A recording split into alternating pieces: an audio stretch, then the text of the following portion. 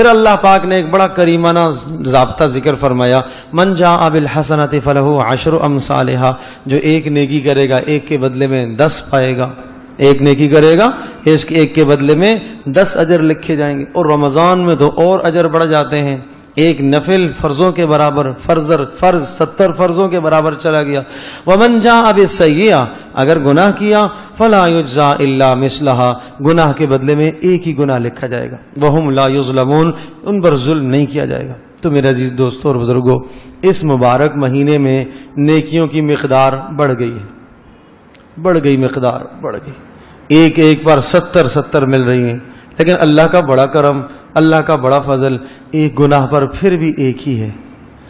یہ نہیں کہا کہ چلو اچھا تمہیں رمضان میں 1 پر 70 دوں گا، اگر ایک گناہ کرو گے تو 70، اچھا نہیں تو کم از کم 30، آدھا تو ہوگا، کچھ نہ کچھ تو ہو، 35 لکھے جائے۔ نہیں، اللہ پاک نے کتنا کرم فرمایا، کتنا کرم۔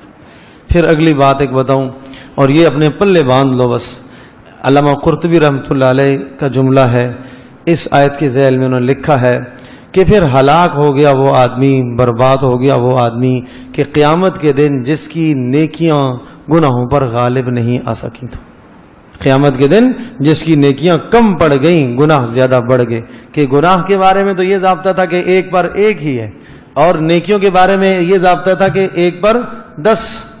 یہ تو عام ضابطہ ہے، اگر اخلاص اور ہے تو 700 تک ایک نیکی پر اجر ملنے کا وعدہ قرآن میں موجود ہے، ایک نیکی پر 700 تک۔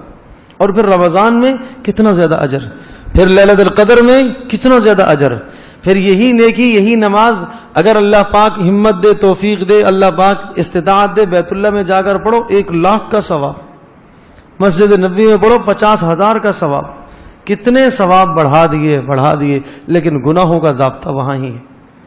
اور پھر اللہ کا عجیب کرم ہے، حدیث پاک میں آتا ہے دائیں طرف ایک فرشتہ بیٹھا ہوا انسان کے گناہوں نیکیوں کو لکھ رہا، بائیں طرف والا فرشتہ گناہوں کو لکھ رہا، اور ان میں جو دائیں طرف والا فرشتہ ہے وہ امیر ہے، بائیں طرف والا فرشتہ مأمور ہے۔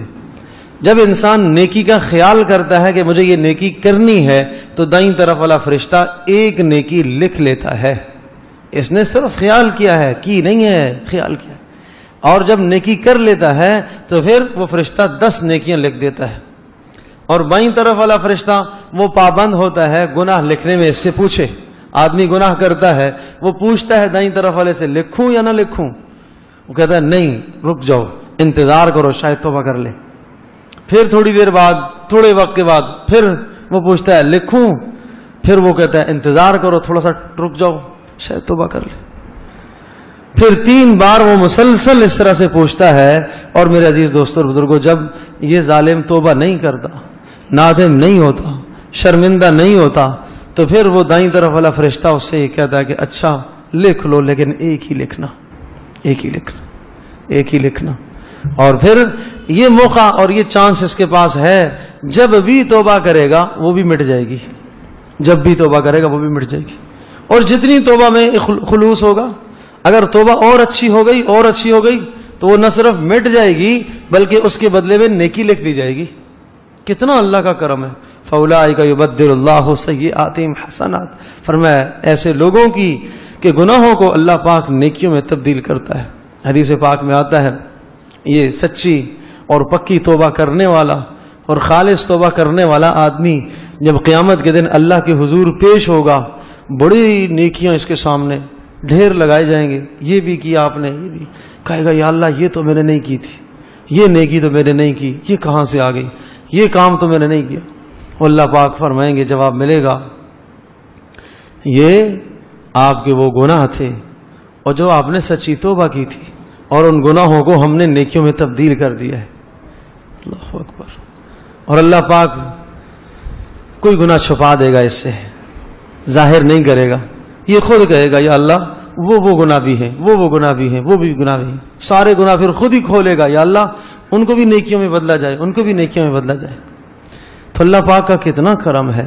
تو اس لیے میرے دوستوں اور بزرگوں، اس مبارک مہینے میں بھی اگر ہم نیکیوں میں آگے نہ بڑھے، گناہوں سے پیچھے نہ ہٹے، تو پھر اس کے بعد کوئی جگہ نہیں ہے۔ اور اس لیے پھر ان سب باتوں کے بعد حضرت جبریل علیہ السلام کی بد دعا اور نبی علیہ السلام کا اس پر آمین کہنا بالکل برحق ہے، بجا ہے، بجا ہے۔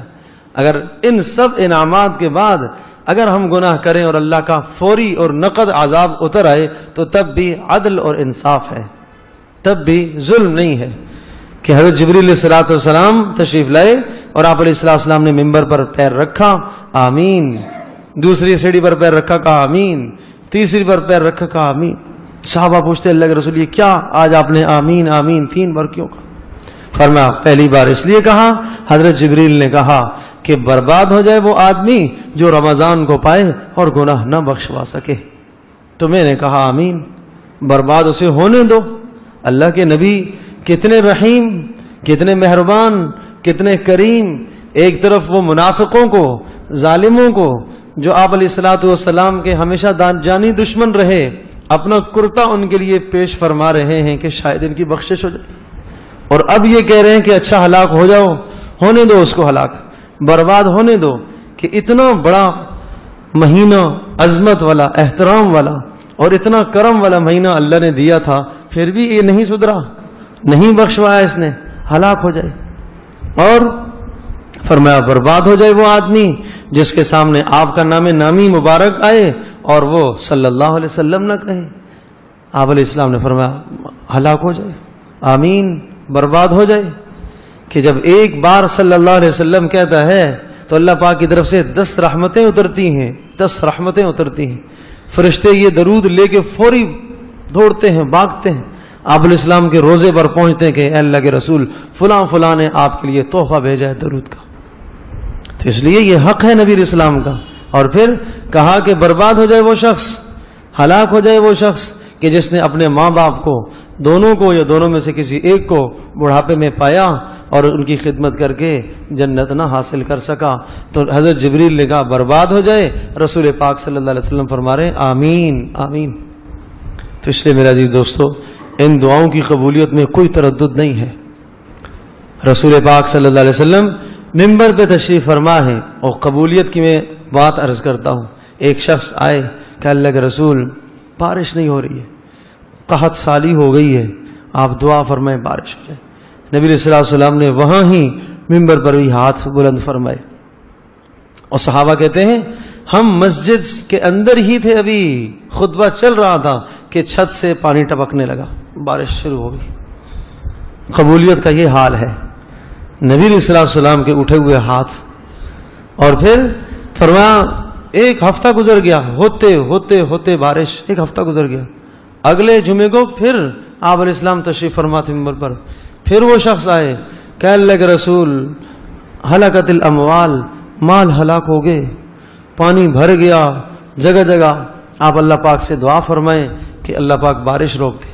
آپ علیہ السلام نے ہاتھ اٹھائے، اللہم حوالینا ولا علینا، اللہم علی الجبال والاکام وبطون الاودیہ، اے اللہ اس بارش کو پہاڑوں پر لے جا، اے اللہ ویرانوں میں لے جا، اے اللہ ٹیلوں پر اس کو لے جا، اے اللہ اب ہماری ضرورت پوری ہو گئی ہے۔ صحابہ کہتے ہیں ہم مسجد سے باہر نکلے، سورج نکلا ہوا تھا۔ تو اس نبی کی دعا کی قبولیت میں کیا تردد ہو سکتا ہے؟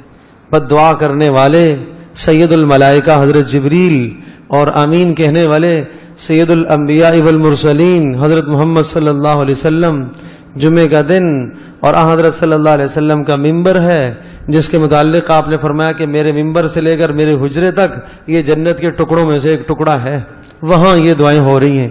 تو اس لیے میرے عزیز دوستوں اور بزرگوں، کہیں ایسا نہ ہو کہ اس رمضان المبارک میں ہم اپنے گناہ نہ بخشوا سکیں۔ ہم نے اپنی زندگی اگر نہ بدلی تو ہمارے لیے بربادی ہے۔ بس اپنی زندگی کے بدلنے کا فیصلہ کریں آج۔ جو جہاں جہاں جو گناہ زندگی میں ہیں اللہ جانتا ہے، وہ اور اس کا اللہ جانے۔ سچی توبہ کرو دل میں کہ انشاءاللہ ہم انشاءاللہ رمضان کے بعد ان گناہوں کے قریب نہیں جائیں گے۔ آج سے ہی ہم وہ گناہ چھوڑتے ہیں، سر سے لے کر پاؤں تک اپنی زندگی کا جائزہ لو۔ جو رسول پاک صلی اللہ علیہ وسلم کی سنت کے خلاف ہے، وضاقت، حلیہ، شکل، سب سنت کے مطابق لے کے آؤ اور گناہوں سے توبہ کرو۔ یہ مبارک مہینہ اسی لیے آیا تاکہ ہمارے گناہ بخشے جائے۔ اللہ تبارک و تعالی ہم سب کے لیے سمجھنا عمل کرنا آسان فرمائے۔